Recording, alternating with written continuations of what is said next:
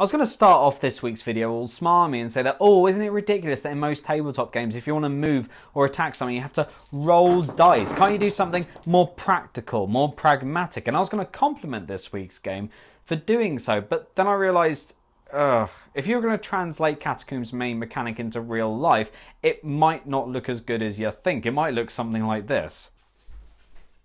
Do you need me to move?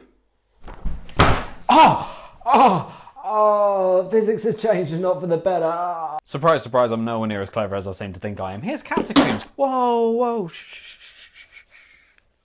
Catacombs is a beast of a dexterity game with a difference where up to 4 players have to explore a crypt in a bid to find its horribly malevolent overseers, summoning armies of monsters to defend themselves from the blades, beacons, and beaks of justice coming for them. And bit big for the table.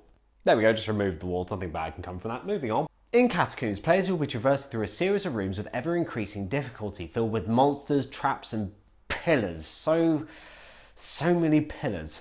And they'll be slicing, yet not dicing their way through the ever-darkening halls of the Catacombs, because their actions aren't determined by the roll of a D whatever, but rather the flick of a finger. In the red corner are 1 to 4 players taking on the role of 4 heroes, each with different skills and abilities, trying to slay the Catacomb Lord. In the blue corner, the Catacomb Lord, with nothing but themselves for company. Well, themselves and the massive murderous army completely under their control that they're about to let loose on the heroes. So, not really a role for the social. Maybe for the odd. Do we have a cape? If you're the Catacomb Lord, your job is to summon a series of minions to do your bidding for every room the adventurers enter, and flick them at the adventurers in a bid to try and chip away at their health and eventually kill them before, ideally, they reach your lair. Because if they get there, they're going to have to face off directly against you, you flipping coward. If you're one, some, or all of the heroes, though, your task is pretty much all brawn, no brains, really, as you're trying to clear each room completely of monsters to move on to the next one, and on to the next one, and that's a healer, so it doesn't matter, and on to the next one, until you finally come across the Catacomb Lord's lair. Slay them, and you win. The heroes pick a team of 4 characters to enter the catacombs and set their discs behind a certain threshold on the board. Likewise, the Overseer picks a Catacomb Lord to play as, but they'll be spawning allies in a very different way. A series of cards detail what monsters are going to be in what rooms the adventurers are going to be travelling through. The Overseer picks the relevant monster cards for that room, detailing their abilities and attributes, and set their discs upon the board behind a certain threshold. Starting with the hero team, the players then go about flicking their discs all over the place. Players have 3 main shots to choose from. Rush shots, which means they can just run across the room willy-nilly, and if they hit anything, well, nothing will happen. Melee shots, which are, oh, for goodness sake. Melee shots, which act the same way, but if you come into contact with anyone, they'll take 1 point of damage. Or ranged shots, which act as arrows or spells, which, if they come into contact with anyone, do 1 point of damage. Big if there. If anyone falls off the board, they simply respawn where they fell. Like, oh, goodness sake, this is why you keep the wall up. Once all the heroes have taken their shots, then the Overseer fires all their minions out, and this repeats until everyone on one side is dead. If all the monsters die, then the Overseer reveals a new board for everyone to flick up, flips over the next room card, and spawns all the relevant monsters in it.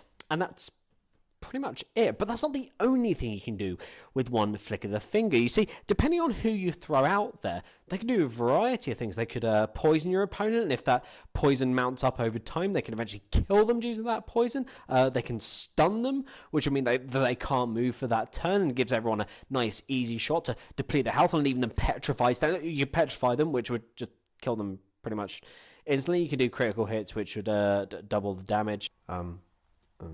Well, speaking on behalf of the heroes, you could combo shots together. I mean, you could do 4 shots in one turn and damage several enemies as long as they're all different. Alternatively, you could do the same with the chicken and just do rush shots, which means you're just running around like that, knocking enemies out of cover, which seems completely pointless, but is actually incredibly handy. If you're the wizard, you're just the boss. You could just throw fireballs at people, just freeze people. You could just generate shields and block shots. Seriously, it's amazing. Or you could just go shopping if you want and buy like loads of items and discs which can heal you or act as missiles or act as spells, or you can even just summon a bee. There's so much power packed into one finger, and we haven't even glossed over what could potentially go wrong in this game. Now, I'll be the first one to admit that Dice Exploits goes a little bit easy on dexterity games every time they come this way, because every time something goes wrong in them, I just sort of sit back, laugh it off and say, well, wasn't it hilarious that something just went wrong, and doesn't that therefore make the game itself a little bit more enjoyable? And I stand by that compliment for every dexterity game that I've ever reviewed, but it seems a bit simple, a bit cheap.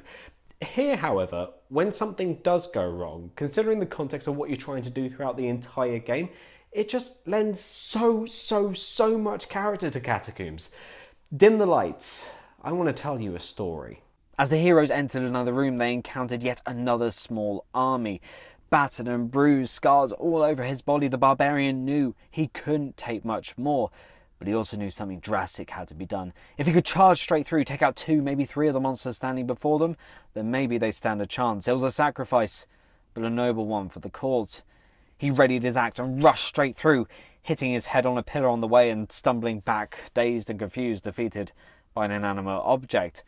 As he looked up, he noticed a skeleton warrior brandishing a sword and a toothy grin, and as his eyes met where theirs should be, he swiftly made peace with the gods. The skeleton warrior rushed towards him and leapt to deliver the final killing blow, and somehow, in overconfidence, jumped straight over the barbarian and into the void that surrounded all of them. And as they fell, all that could be heard was, "Oh, bollocks!" It seems like such a simple endeavour, and yet there are so many tales of calamity that can come out of one game of Catacombs. Yes, the Catacomb Lord will be the only one cackling throughout the entire game, but you will all be guffawing at the shots that should have worked, and applauding the ones that somehow did. It may not look it, but it pays for you to be as tactical as you are tactile in a game of Catacombs. It's all too easy for a player to get overconfident, flick their piece amongst a bunch of close-knit monsters, killing maybe 1, 2 if they're lucky, and thinking they did a really good job. But at the end of the day, if no one manages to kill any monsters around them, they're surrounded in their domain, open for attack. And they may just sit there and go, oh, well, I'll only take 1 or 2 points of damage, it's fine. But every little point counts, room from room, and you want as much as you've got going for you when it comes to facing off against the Catacomb Lord. Instead, what you want to find yourself doing is finding cover directly after your shot, but of course, sometimes you only have 1 shot.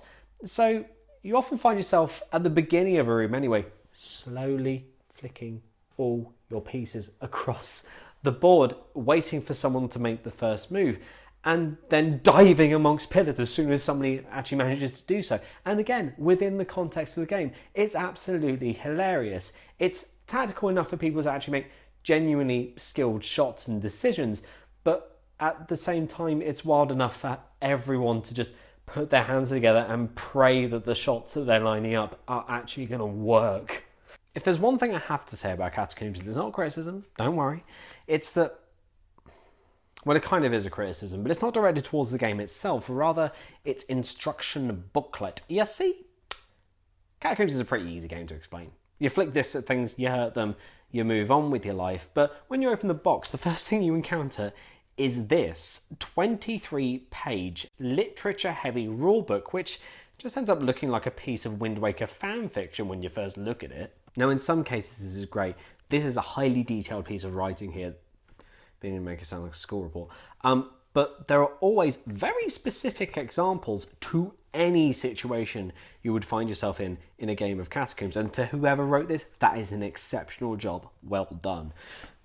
But in the midst of a game, there's always that one rules clarification you need, that tiny tidbit of information just to move the game forward. And despite the fact that there's an index on the back of this, we can barely ever find it. All we ever encounter are walls and walls and walls of text, and it eats so much time trying to find the information that we actually need. That's time we'd rather be spending hurting things with our fingers.